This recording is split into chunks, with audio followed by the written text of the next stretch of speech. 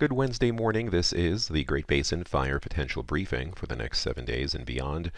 Looking at our immediate fire potential impacts for today, we do have isolated scattered thunderstorms coming up from the south up the Sierra front, up into western Nevada. Also some isolated activity coming up across eastern Utah and some of the higher terrain of southern and central Idaho. And there'll be some activity north of this area as well, but that'll be primarily wet or occurring in areas where fuels still will not support widespread large fire activity. Our thunderstorm activity will spread to cover most of the Great Basin Thursday through Saturday, maybe a bit delayed, but getting eventually up into a good portion of Idaho as well. So our first significant widespread thunderstorm outbreak for this season. Let's take a look at the past 24 hours. We have precipitation on the left-hand side, just a few scant amounts through here, and a lot of that was associated with some lightning that occurred in some of these areas. A little intense band up here along the Utah-Idaho border. We'll have to watch today for the possibility of some starts, as fuels there, especially finer fuels, are fairly receptive. We do see that current fire activity is covering much of the Great Basin south of the highest terrain of Idaho and western Wyoming. The red circles are new fires, larger circles are large fires, and yellow circles are existing fires. So quite a bit of activity going on right now. Looking at precipitation observed, quite dry the past 7 days, and across the southern half of the area, that counts for the past 30 days. A lot of this precipitation up here has fallen about 3 to 4 weeks ago, and most of its effects now are waning. A look at the ERC conditions. They continue to dry out across the north, remain critically dry across the southern half of our region. But even in areas where the ERCs are in the yellow, the 50th to the 70th percentile, if we go to the 10-hour fuels, which is a better representation of the healthy grass crop and thick brush that we have in these areas, you can see that these red areas, 3 to 4% on the 10-hour fuel chart, will support large fire activity. Here's a look at our satellite imagery. We have the Four Corners high pressure finally starting to get established. It's that time of year. You can see the first assembling areas of monsoonal moisture, not quite deep, but starting to come around the clockwise flow of high pressure, sweeping up into Nevada today and eventually covering much of the region as we go through the next couple of days. This system here is going to get locked in place during much of the upcoming 7-day period. So here's a look at the upper level map on the left hand side, and you notice not much in the tannish color range in our area except for the middle area.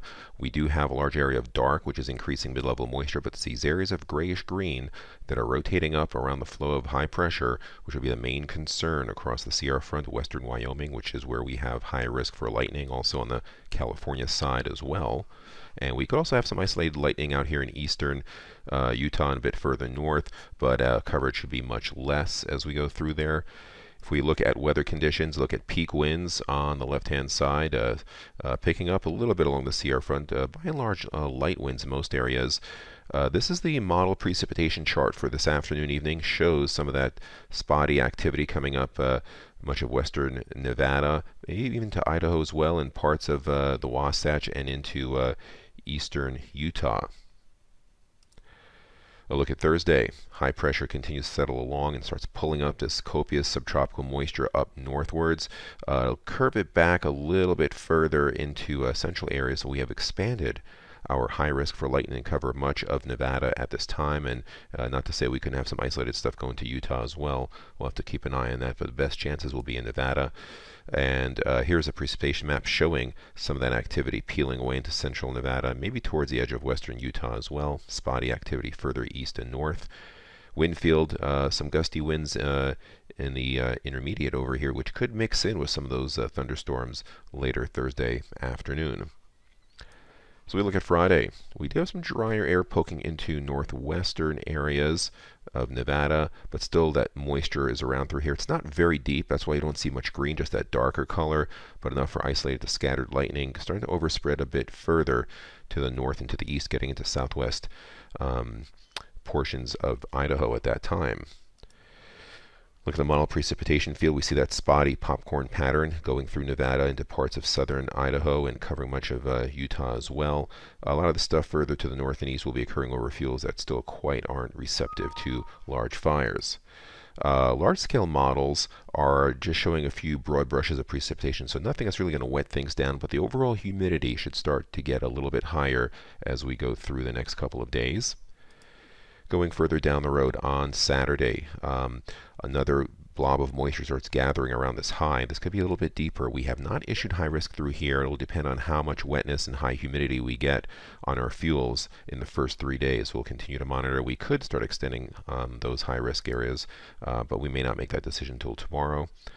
Sunday, moisture starts rotating back into western Nevada, parts of southern Utah, into the Arizona Strip. On Monday, a larger area of moisture. This could be a little bit wetter than the first round of thunderstorms, pushing into much of southern Nevada, into all of Nevada actually, and into parts of Utah. You see our 7-day fire potential. A lot of our areas have gone from the brown to the yellow after days of isolated showers and higher humidity.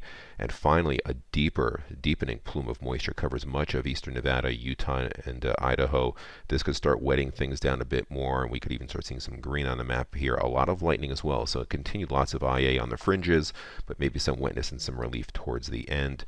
Some of that precipitation is reflected through here, 1/4 to 1/2 inch amounts across parts of Utah. Not as much here in Nevada, but we'll see how that plays out. I think we'll get a little bit more than what's indicated here. The deepness of the monsoon, though, still in Old Mexico.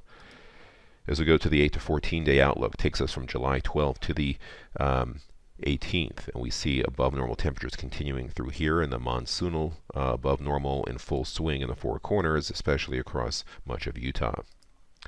This concludes our briefing. Have a great day.